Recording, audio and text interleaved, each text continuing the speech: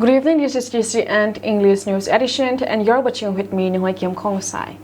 First, the headlines.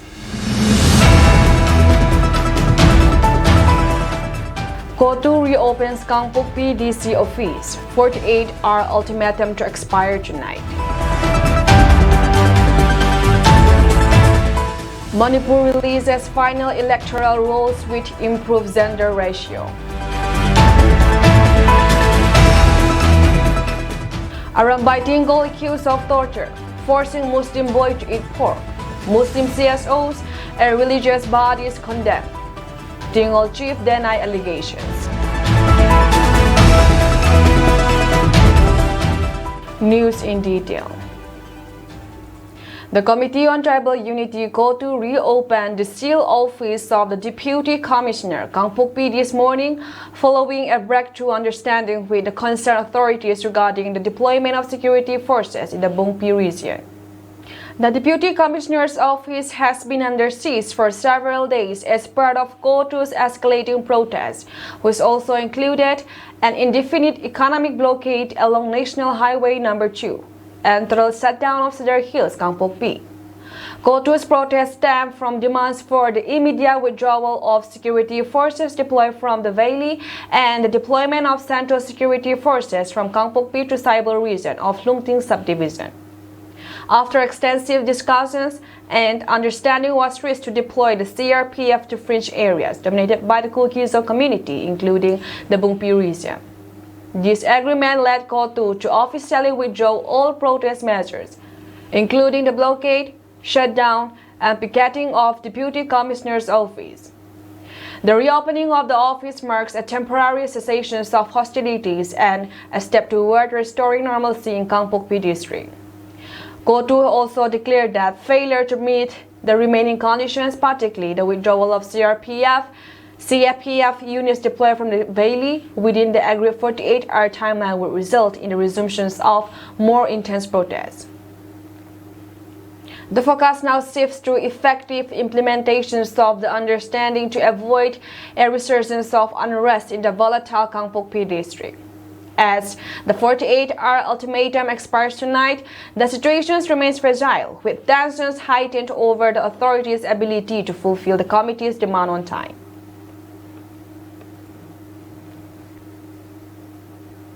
Manipur's Chief Electoral Office published the final photo electoral rolls for all 60 assembly constituencies on January 6, revealing significant demographic shifts and increased voter registration across the state. The updated roll shows a notable improvement in gender representation, with the ratio increasing to 1,070 from 1,069 in the draft rolls published last October. The total electoral base now stands at 20,54,387 voters, marking a net increase of 19,729 electors from the previous draft.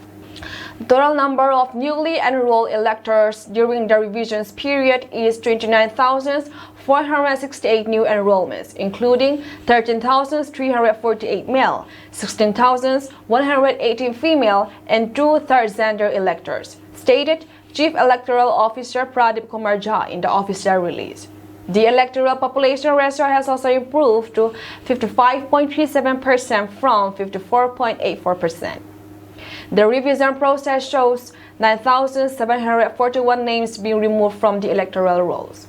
Additionally, 21,148 service electors were registered, comprising 20,131 male and 1,017 female personnel. Citizens and political party representatives can inspect the final rolls at local electoral registration officers' offices or through booth-level officers.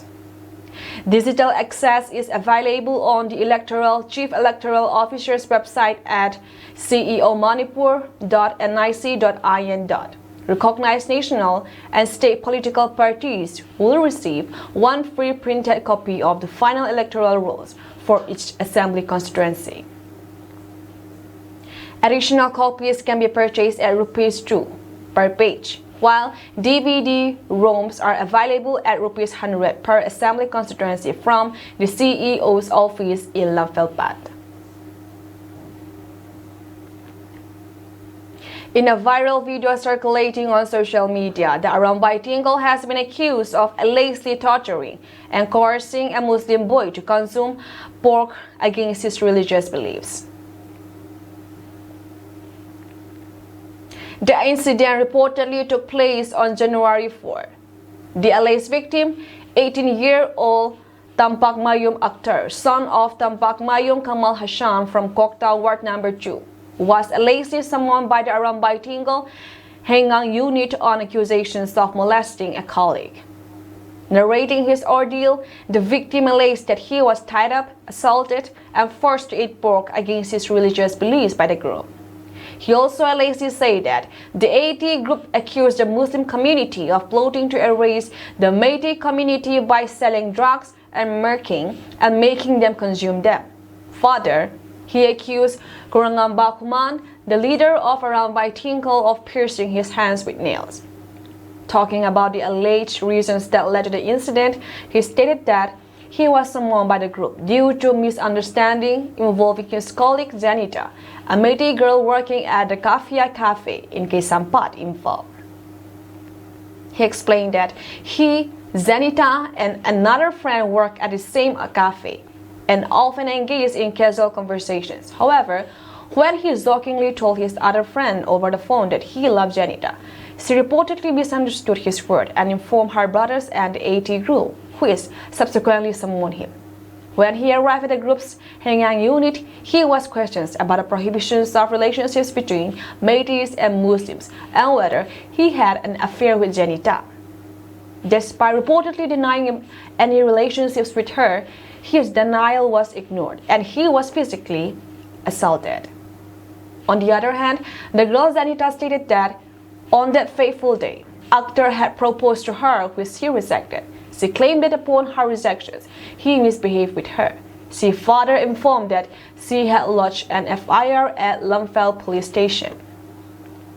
Reacting to accusations, the leader of Arambay Tingle has flatly denied the allegations. He clarified from his social media handle that he did not force feed pork as Akhtar has portrayed him. I am not an unreasonable person who would post a video of someone being forced to eat pork. Please stop creating unnecessary tensions. The individual who claimed to have been molested was handed over to the police for his own safety, Kurangamba wrote. He also informed that a meeting involving the titular king, Lesem Bastana Jauba, a Muslim civil organization, has been scheduled at the former's residence and appealed to all to avoid creating further tensions. Several Muslim organizations, including Anzuman Islah al-Musra, Kokta Zamayat Ulma Bishnupur District, All Kokta Coordinating Committee, All Meitei Pangal Youth Associations, All Kokta Youth Voluntary Organizations have demanded an explanations from the Arambay Tingle Hengang unit and its leader Kurangamba by January 7, 2025. The civil and religious bodies condemned the assault as an attack on communal harmony and human rights, warning of further actions if their demands are not met. Meanwhile, the All Manipur Muslim Students Organizations has also strongly condemned the incident, terming the incident a deliberate attempt to disrupt the unity and peace between the two communities. The organization has posed several questions. Is Arambay Tingle authorized to act as a law enforcing agency? Why did this group take matter into their own hands, apprehending and beating boy before handing him over to the police? Why was the boy released despite allegations of molestations? Why haven't the police established any evidence or filed charges under relevant IPC sections to ensure a fair investigations? What evidence supports the first statement in the circulated video? The claim that aims of mosques advise Pangals to marry Meitei girls to erase the Meitei community is baseless and directly contradicts Islamic principles. What is the interest in the circulations of such inflammatory content? Why was the boy forced to consume pork? Was this act an attempt to erase his Islamic identity or humiliate his faith? Why is the Chief Minister, who heads the Home Department, remaining silent? Why hasn't the government not taken actions against those who incite hatred and perpetuate violence between the two communities? AMMSO unequivocally stated that If the boy was found guilty of molestations, he should be punished according to the law. However, targeting Islam and its principle, along with defaming the imams of mosques, is unacceptable. The organization also called upon the government to ban such violent actions by armed groups and ensure that the rule of law prevails. It warned that failure to address these issues would provoke anger and unrest among the communities and demanded clarifications by January 7, 2025. We, as a peaceful and unarmed community, will turn to maleficent prayer with the guidance of our Islamic scholars to seek divine intervention, it said.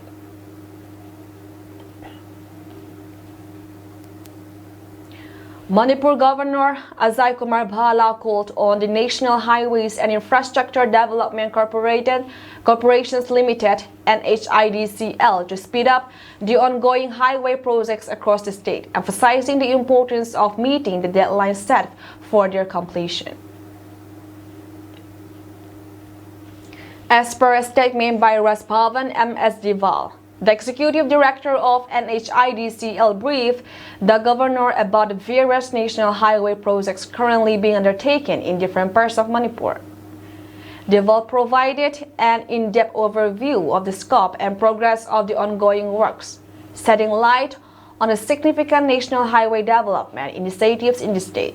Furthermore, Byle highlighted the key challenges faced by NHCL in executing these large-scale infrastructure projects. These challenges include difficult terrain, logistical issues, and potential delays due to various environmental and social factors, which are often characteristics of projects in the region.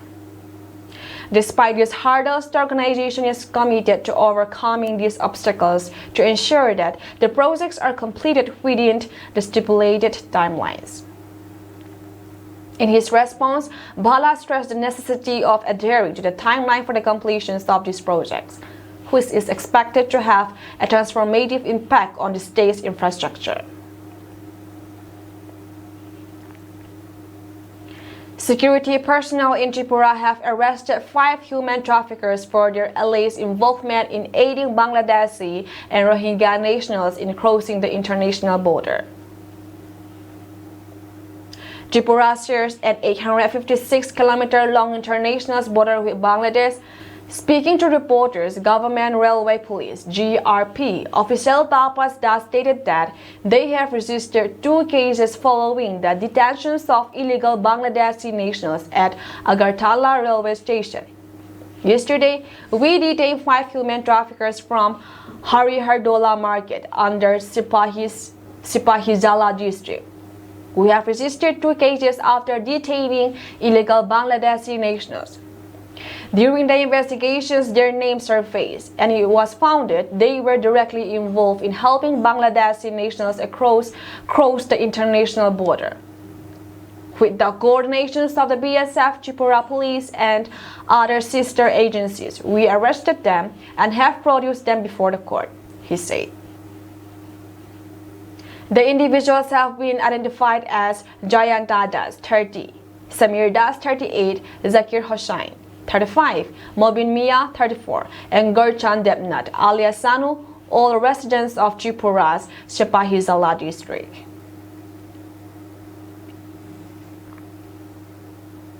A major fire engulfed the Naharbari Petla colony in Manipur, leaving a trail of destruction as over 100 houses were reduced to ashes.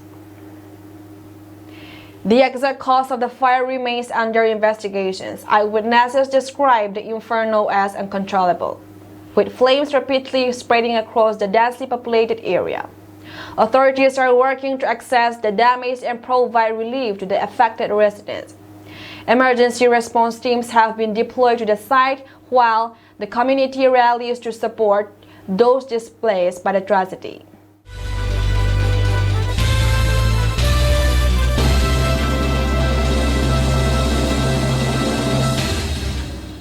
India has confirmed 7 cases of human metapneumovirus (HMPV) infections in children, with cases identified in Bengaluru, Nagpur, Tamil Nadu, and Ahmedabad. This development comes amidst a surge in respiratory illnesses in China. However, Yunnan Health Minister J.P. Nada has assured the public that the situation is under control and there is no risk of a COVID-19-like outbreak as reported by TOI. HMPV is not a new virus. It was first identified in 2001 and it has been circulating around the world for many years. The Indian Council of Medical Research (ICMR) confirmed 2 cases in Bangalore, detected at Bangalore Baptist Hospital. A 3-month-old girl, admitted with fever and cold in December, tested positive but has since recovered and been discharged. Another case involved an 8-month-old boy who tested positive for both HMPV and respiratory and RSV after being admitted with fever and a minor injury. He is currently recovering. In Ahmedabad, a 2-month-old from Rajasthan's Dungarpur tested positive for HMPV on 26 December. The infant, who was admitted with respiratory illness, has since been treated and discharged. Nagpur reported 2 cases involving a 7-year-old and 13-year-old. Initially treated for suspected H1N1 swine flu, a polymerase chain reactions PCR test confirmed HMPV. Both children recovered through outpatient care, according to Medicina Institute of Medical Sciences. In Tamil Nadu, Health Secretary Supriya Sahu confirmed 2 active cases in Chennai and Salem. She assured the public that both children are in stable condition, stating HMPV infections are self-limiting and resolved with symptomatic care, including adequate hydration and rest. The Health Ministry is closely monitoring the situations in China and neighboring countries. The World Health Organization's WHO has taken cognizance of the situations and will share its report with us shortly, Nada said. Karnataka Health Minister Dinesh Gundu Rao emphasized that the virus is not linked to the outbreak in China, referring to any recent case as the first is misleading. I don't think we should be pressing the panic button, he noted. A Karnataka health official highlighted the potential severity of HMPV in vulnerable populations, particularly children under 5, the elderly, and immunosuppressed people. About 10% of adult patients admitted with pneumonia test positive for HMPV, and 46% of viral illnesses in children are caused by this virus, the official said. The ICMR has been conducting ongoing surveillance. In a 2022 study at BRD Medical College, Gorakhpur, HMPV was found 4% of enrolled pediatric patients, said Dr. Rasni Khan, ICMR's chair for disease elimination. ICMR Regional Medical Research Center, Gorakhpur tested respiratory pathogens in 100 under 5 patients at BRD Medical College in 2022. Out of 100 enrolled pediatric patients, 4% were found HMPV positive. Fires identified in the Netherlands in 2001. HMPV is a respiratory virus that ranges from causing mild illnesses to severe conditions like bronchiolitis and pneumonia. It spreads through respiratory droplets and is more prevalent during winter and early spring. About 10% of adult pneumonia cases and 46% of viral illnesses in children are attributed to HMPV, a Karnataka health official say, highlighting the risk to vulnerable populations such as children under 5, the elderly, and immunosuppressed individuals. The virus prevalence in India varies by region, ranging from 1% to 19%. Despite its global recognition, health experts have reiterated that HMPV rarely requires hospitalizations and is manageable with timely intervention. Yunnan Health Minister Nada reassured the nation, stating, "Our health systems and surveillance network remains vigilant. There is no reason to worry. We are closely monitoring the situation." Preventive measures for HMPV align with standard respiratory infections protocols, covering the mouth and nose while sneezing or coughing, frequent hand washing, and wearing masks in crowded places. The Tamil Nadu government echoed these sentiments in a press release, confirming no significant surge in respiratory illnesses in the state. It urged the public to remain calm, as HMPV infections typically resolve with supportive care. The news of HMPV cases has had a ripple effect on financial markets, with the Sensex and Nifty witnessing declines.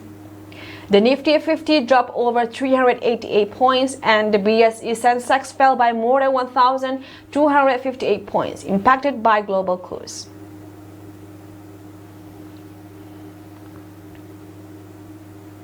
Naxalites have blown up a vehicle carrying District Reserve Guard DRG personnel in Bizapur, Chhattisgarh, using an improvised explosive device (IED) weighing over 60 to 70 kg on Monday, a senior police official said.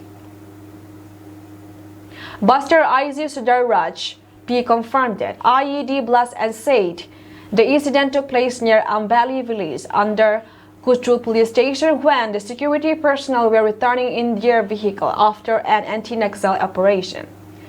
A police officer says that this is the biggest attack by Naxalites on security personnel in the last 2 years. Earlier on April 26, 2023, a vehicle which was part of convoy carrying the security personnel in Dantewada district was blown up by Naxalites, killing 10 policemen and a civilian driver. Sundaras P said that on Monday, a joint party of security forces was returning after conducting a search operation. The convoy of soldiers was passing through Kutru Road of Bizapur. Then, at around 2:15 p.m., Naxalites who had gathered near Ambali Nala of Kutru police station's area blew up a vehicle of security forces using an IED.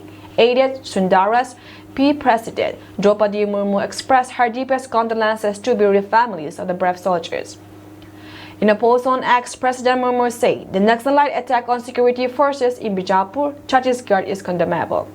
I express my deepest condolences to the bereaved families of the brave soldiers who made a supreme sacrifice for the security of the country.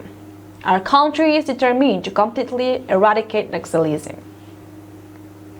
Union Home Minister Amit Shah vowed to eliminate Naxals from the country by March 2026 and asserted that the sacrifice of those killed by the extremists in Chhattisgarh will not go in vain. I am deeply saddened by the news of the loss of DRG soldiers in an IED blast in Bijapur, Chhattisgarh. I express my deepest condolences to the bereaved families of the brave soldiers. It is impossible to express this grief in words, but I assure you that the sacrifice of our soldiers will not go in vain. We will end Naxalism in India by March 2026, he said in a post on X. Leader of opposition in Lok Sabha Rahul Gandhi condoled the death of soldiers in the Naxal attack and said the increased attack raised serious questions about the government's ability to maintain national security. Congress President Mallikarjun Kharge also offered his condolences and said the union and the state government should be more proactive to end this menace so that the precious lives of our soldiers are not in danger. Deeply saddened to hear about the martyrdom of many of our soldiers and a driver in the cowardly Naxal attack in Bizapur, Chhattisgarh. I pay my heartfelt tribute to the martyrs and hope for the speedy recovery of the injured soldiers, Gandhi said in a post on X. Expressing his condolences to the bereaved families in this difficult time, the Congress leader said that the entire country is united against terror and violence. The increase in martyrdom of soldiers raises serious questions about the government's ability to maintain national security, he said. Echoing similar sentiments, the Congress president said, deeply anguished by the cowardly Naxal attack in Bizapur district of Chhattisgarh, where 8 of our brave Jawans and of the District Reserve Guard DRG and a driver made the supreme sacrifice serving the nation. Our heartfelt condolences to the families of our courageous heroes. The nation is united against the scourge of this mindless act of terror. Naxalism is an internal security threat and has no place in a democracy, Kharge said on X. The union and the state governments should be more proactive to end this menace, so that the precious lives of our soldiers are not in danger, he added. Chhattisgarh Governor Raman Deka and State Chief Minister Vishnu Deosai expressed grief over the death of DRG personnel and the civilian driver in the blast. Governor Deka strongly condemned the Naxal attack as a heinous crime. Chief Minister Tsai said Naxalites were frustrated with the ongoing counterinsurgency operations in the Bastar region and therefore have resorted to such cowardly acts. Martyrdom of Jawans will not go in vain. Get started.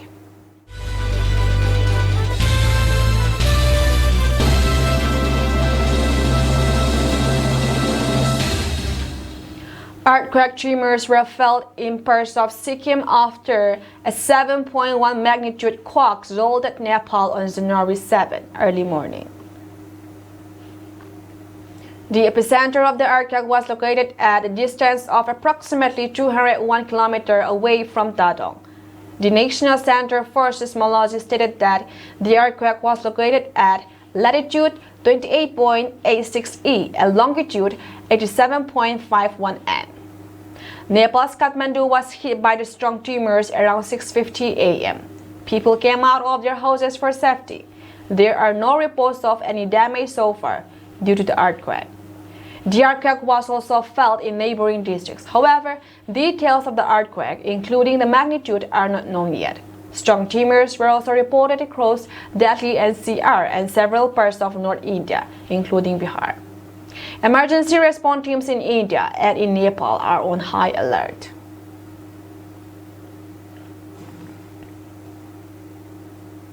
A powerful earthquake struck Tibet on Tuesday, killing at least 53 people and leaving many others trapped as aftershocks rattled western China and neighboring Nepal.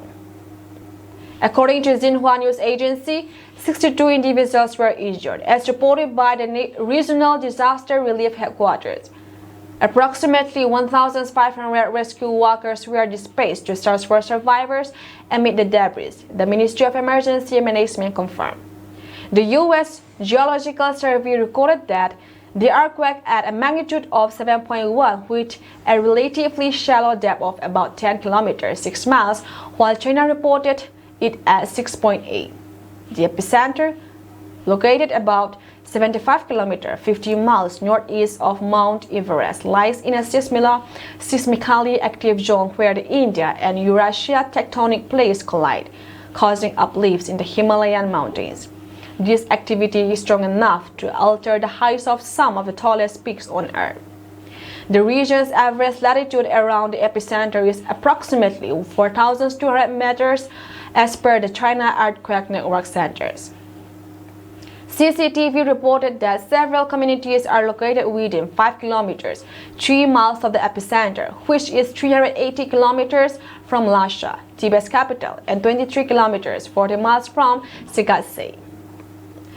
The tremor also shook Nepal's capital, Kathmandu, where residents fled their homes into the streets. Information from remote areas of Nepal near the epicenter remains scarce. Over the past century, the region has experienced 10 earthquakes of magnitude 6 or higher, according to the USGS.